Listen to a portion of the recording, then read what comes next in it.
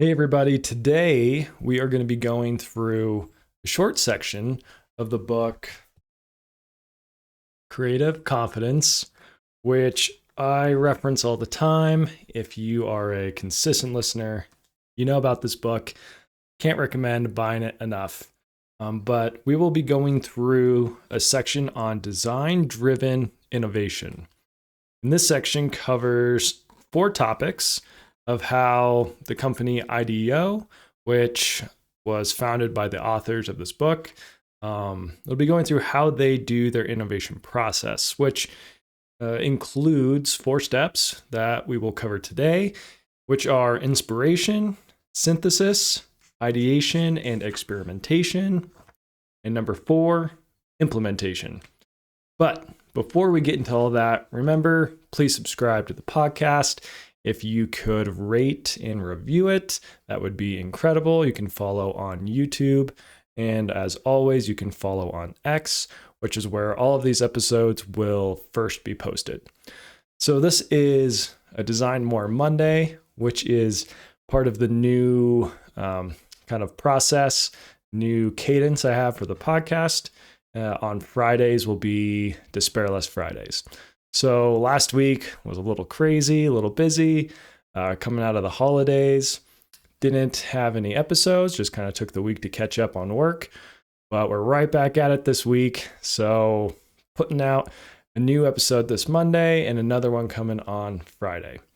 So let's dive into this topic for today. So it's covering design-driven innovation. We often hear this word innovation thrown around. It's sometimes hard to know exactly what it even means. What do people mean when they say it? So it's really nice to actually put some words, some context, and some steps to what it means to be innovative in a design context and how you can actually pull that off. What are the steps to at least having a chance of being innovative? So the first one they talk about, as I said, is inspiration. They say, don't wait for the proverbial apple to fall on your head. Go out in the world and proactively seek experiences that will spark creative thinking. Interact with experts, immerse yourself in unfamiliar environments, and role-play customer scenarios. Inspiration is fueled by a deliberate, planned course of action. So the main takeaway here is you need to be out in the world. You need to be out experiencing what people are going through, what products they like, what they don't like. You need to be actually with these people so you can be more empathetic and understand what are their struggles. You need to be with your customers if you're already at a business with customers. If you're trying to create a new business and you're trying to find that customer base, you need to go just experience people who are potential customers and understand what could you offer to them that would be something of value that they would actually be willing to pay money for. So you actually got to be out there. You got to be in the game. You got to be observant. You got to be looking around because inspiration is not just going to come out of nowhere. You have to actually seek it out. And there's a process to it. You need to have a planned course of action. You need to go to these people. It's not just, they're not going to come to your house and tell you, oh, hey, like there's this cool new product I would like to buy from you if you'll make it. No, you got to go out there. You got to put yourself out there to figure out these things, to figure out what is a potential product, what is a potential service that you can offer. So they go on to say, to inspire human-centered innovation, empathy is our reliable go-to source or resource. We find that connecting with the needs, desires, and motivations of real people helps to inspire and provoke fresh ideas. So like I said, being able to actually interact with people and empathize with them is a great way to gain inspiration and to understand what new products or services are going to be successful and actually help people, right? That's in the end, you want to offer something of value. So inspiration, it's not going to come out of the blue. It's not going to come walking into your house most of the time. You need to seek it out. You need to go get inspired. Number 2, synthesis. On this one, they say, after your time in the field, the next step is to begin the complex challenge of sense making. You need to recognize patterns, identify themes, and find meaning in all that you've seen, gathered, and observed. So this part's actually pretty hard. This is where you've been out there, you've met with people, you've talked with people, you've heard their complaints, you've heard what their struggles are, and now you have to start actually piecing all of these things together. You have to figure out, okay, what are the common themes? What are themes from person to person? Maybe people phrase a different struggle a little differently, or things that they don't like, things that would improve their life. They might be talking about from different angles, but you have to be able to take all this information. So you should be documenting stuff when you're going through the inspiration phase, taking notes, so you can go back through it during the synthesis phase and try to find some patterns and try to find some ways to figure out what product or service or whatever you are making. Maybe your customer's internal. Maybe you're making a new spreadsheet or a new form for your coworkers, right? They're your customer in that scenario. And often they're not going to tell you exactly what they need. But if you talk to a few people, you might kind of get some clues and hints like, okay, everyone's having this different issue, but it's kind of all related to the same problem. Maybe there's a specific form that could be a reference for everybody and keep them all on the same page, right? So this is one of the harder parts, is where you have all this data, information, observations, and you kind of got to bring it all together into something that makes sense and that you can actually start coming up with ideas for in the next step. But before we get ahead, I want to read a little bit more on this synthesis. They say, during synthesis, we strive to see where the fertile ground is. We translate what we've uncovered in our research into actionable frameworks and principles. We reframe the problem and choose where to focus our energy. For example, in retail environments, we've discovered that if you change the question from how might we reduce customer waiting time to how might we reduce perceived waiting time, it opens up a whole new avenue of possibilities, like using a video display wall to provide an entertaining distraction. So here, they've noticed potentially an issue of, okay, well, people are having a long waiting period, have to wait in line, and that's causing them to be unhappy and not have a good experience as they're shopping and trying to check out. So what are different ways that maybe we can't actually reduce the length of the lines, but we can reduce how they perceive those lines, how they perceive the length of those lines by having something else to entertain them, to distract them, to catch their attention, something else to, just overall improve their experience.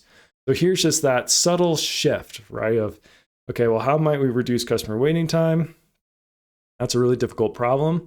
Maybe there's other ways to look at this problem. And in this case, it's, okay, well, how can we change how they perceive that waiting time?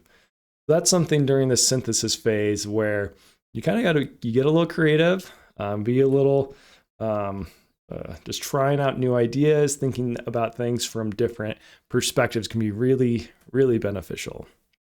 Okay, now moving on to step 3, which is ideation and experimentation. Here they say, next we set off on an exploration of new possibilities. We generate countless ideas and consider many divergent options. The most promising ones are advanced in iterative rounds of rapid prototypes, early, rough representations of ideas that are concrete enough for people to react to. The key is to be quick and dirty, exploring a range of ideas without becoming too invested in only one. These experiential learning loops help to develop existing concepts and spur new ones. So the idea here is you come up with a bunch of ideas, different services, different products, different forms, different things that might work, and just do it really quick, but something that kind of captures the essence of that idea, right? And then you start testing these out. You start testing them out yourself. Maybe you bring in a few customers, a few coworkers, whoever your user is going to be, and you have them start going through these different rapid prototypes, which is something I love talking about. 3D printing is a great way to come up with rapid prototypes. A lot of other ways to do it, but that's a fun one. So it's key to this step 3 that you need to come up with a lot of ideas and you need a way to test those ideas fast. The key is fast. You don't want them to be bad. Like, there's a lot of technique here. There's a lot of skill here. It's easy to come up with bad prototypes that people are like, oh, well, this is just a bad piece of cardboard. Why? This doesn't help me with anything. Well, this is a terrible product. But if you can make it just good enough to where it can convey a certain concept, a certain feel, a certain even just size, with a form, it might show, hey, like, here's one form that's really long and has a bunch of details. Is that what we're looking for? Or here's another form that's really short and it has like the 3 top priorities that we need to keep in mind. Is that what we're looking for? Or is that not enough detail where it's actually not going to help anything, right? So coming up with a lot of ideas and actually testing those out with real users is another key aspect of step 3. And then step 3 is going to go through these different kind of phases where you're going through testing prototypes, you're cutting out ones that don't go well, ideas that were bad in the beginning, you throw those out, and you start iterating, and just for each round, you take the prototypes that worked well, the ideas that worked well, maybe you refine them, maybe you invest a little bit more money, you make those prototypes a lot better, you make them a lot closer to the real thing, until at some point you have hopefully a clear winner, a clear product, a clear service that is going to make your customer, your user, your coworker, whoever your users may be, it's going to make them happy. It's going to solve their problem. And once you get to that point and you're confident in this idea, you move on to step 4, and that is implementation. So here they say, before a new idea is rolled out, we refine the design and prepare a roadmap to the marketplace. Of course, rollouts can vary wildly depending on which elements of an experience or product are involved. Going live with a new online learning platform is very different from offering a new banking service. The implementation phase can have many rounds. More and more companies in every industry are beginning to launch new products, services, or businesses or businesses in order to learn. They live in beta and quickly iterate through new in-market loops that further refine their offering. This is a really important point. You don't necessarily have to have your product absolutely perfected before you put it out in the market. Obviously, you need to be careful here. It needs to be good enough. You don't want to put a half-baked idea out there. You don't want to put a product out there that is going to have a bunch of service problems and recalls. That stuff is expensive and it can tank your company really fast. But if you can get it to where it's good enough to where you can learn more about your market, your users, what they like, what they don't like, before you invest years and years and millions of dollars into a product, you can invest maybe 1 year and $500,000 in that product and actually get it out in the world and get valuable feedback from actual users. You can see what the market really is. Are people buying this? Is it competitive price-wise? Is it actually financially feasible for your company? Is it financially feasible for your customer? Can they afford it? Can they buy it? Is it worth solving their problem? Right? So getting this product to a point where it is customer ready, but not necessarily 100% refined and doesn't have tons of money wrapped up in it to where your company just depends on this product not flopping. And if it flops, you go bankrupt, right? I mean, that's a bit of an exaggeration, but it's something that can and does happen to a lot of companies.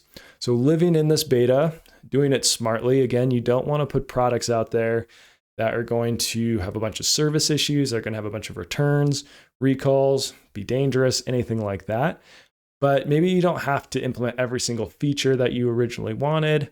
Maybe you can release just an MVP, which is your minimal viable product. It serves one function really well, and you can test the market and the desire for that function or for that simplified or simple version of your product. So those are the 4 steps. I hope that is something that is useful, that is, something you can actually implement. When people talk about innovation and just use these big amorphous words that don't really mean anything, right? This is something that you can actually hold on to. Here we go. It's something that you can visualize, you can picture, you can see yourself actually performing these steps, and how whatever industry or work you do, how these steps could translate to that. So again, this is a design-driven innovation process. It's from the book Creative Confidence. Go buy it. I highly recommend it. And the 4 steps, just one more time, are inspiration, synthesis, ideation and experimentation, and finally, implementation. So this has been a Design More Monday. I hope that this helped you learn just a little bit more about design and innovation. If this is something that you enjoy, find valuable, one of the best ways you can support what I'm doing with this is just to share it, repost it on X, send it to your friends. You can send links to the YouTube channel where this will also be posted. And yeah, it'd also be great to leave a review on Spotify. So if you find this valuable, those are things you can do to help me out and help me get this out to even more people. But that is all for this Monday. I hope you all have a great week. And as always, remember, design more, despair less. Thanks for listening.